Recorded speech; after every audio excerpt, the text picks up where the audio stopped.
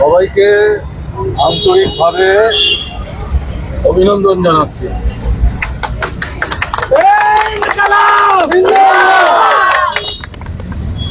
এখন যে বিষয়টা নিয়ে আপনারা এখানে গত 20 তারিখ থেকে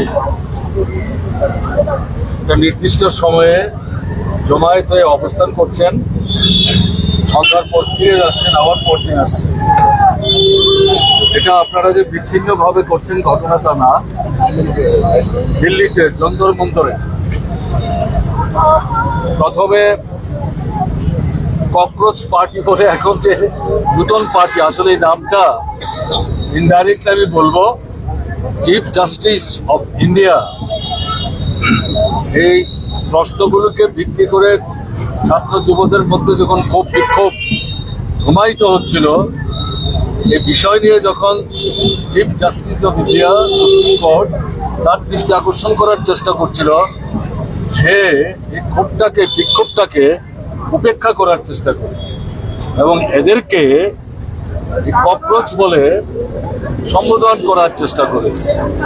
কাজে তার প্রতিবাদে এবং তাকে চ্যালেঞ্জ জানিয়ে এই ককরোচ পার্টি তৈরি হয়েছে। তাতে অধিকাংশই ছাত্র এবং যুবক। তারা এখানে যে নিট পরীক্ষার প্রশ্ন যে ফাঁস হয়ে যাচ্ছে এবং তাতে প্রায় 20 থেকে 27 লক্ষ ছেলেমেয়ে এবারে তারা এই নিট পরীক্ষায় কোনো না কোনোভাবে তারা বসবার চেষ্টা করেছে, তারপর অধিকাংশ ডাক্তার তারা ভীষণভাবে ক্ষতিগ্রস্ত। ফলে এরা যে দাবি সেন্ট্রালি রেখে সেখানে অবস্থান শুরু করেছে, তার মধ্যে একটা হচ্ছে এই প্রশ্ন ফাঁস কি করে হচ্ছে এটাকে তদন্ত করতে হবে, যারা দায়ী তাদের বিরুদ্ধে আইনানুগ শাস্তিমূলক ব্যবস্থা গ্রহণ করতে হবে। দ্বিতীয় হচ্ছে শিক্ষা দপ্তর, কেন্দ্রীয় শিক্ষা দপ্তর, যারা এই গোটা বিষয়টাকে দেখভাল করছে এবং নিয়ন্ত্রণ করার চেষ্টা করছে, এই দপ্তর হচ্ছে মূলত দায়ী। এই দপ্তরের যিনি দায়িত্বপ্রাপ্ত মন্ত্রী, তাকে অবিলম্বে পদত্যাগ করতে হবে।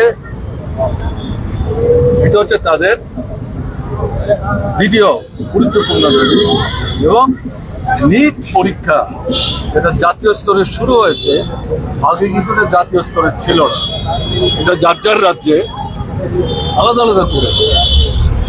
তাতে কিছু সমস্যা ছিল না ঘটনা তার, কিন্তু এগুলোকে অজুহাত হিসেবে উপস্থিত করে গোটা জিনিসটা কেন্দ্রীয় সরকার তার হাতের নিয়ন্ত্রণের মধ্যে নিয়ে যাওয়ার যে চেষ্টা করলো, তাতে সমস্যাটা গভীর থেকে গভীরতর হলো এবং নিট যে ন্যাশনাল লেভেলে এক্সামিনেশন সিস্টেমটা, ওটাকেও বাতিল করে পুরনো জায়গায় চলে যাওয়ার চেষ্টা।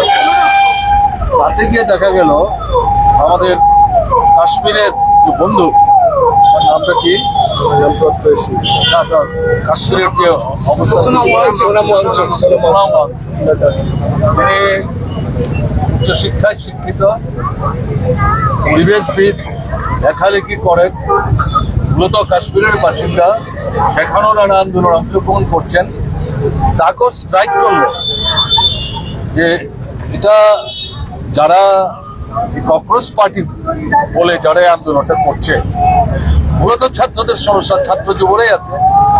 আমি একজন শিক্ষানুরাগী, তাদের স্বার্থের কথা চিন্তা করে ভাবি, কাজে দূর থেকে শুধু সমস্যা না, আমিও তাদের সঙ্গে গিয়ে বলবো, তিনিও তাদের সঙ্গে। যাই হোক, একে সামনে রেখে আপনারা এখানে এটা শুরু করেছেন এবং আপনাদের এই যে প্রচেষ্টা, এটাকে আমি আন্তরিকভাবে বিশেষভাবে অভিনন্দন জানাচ্ছি।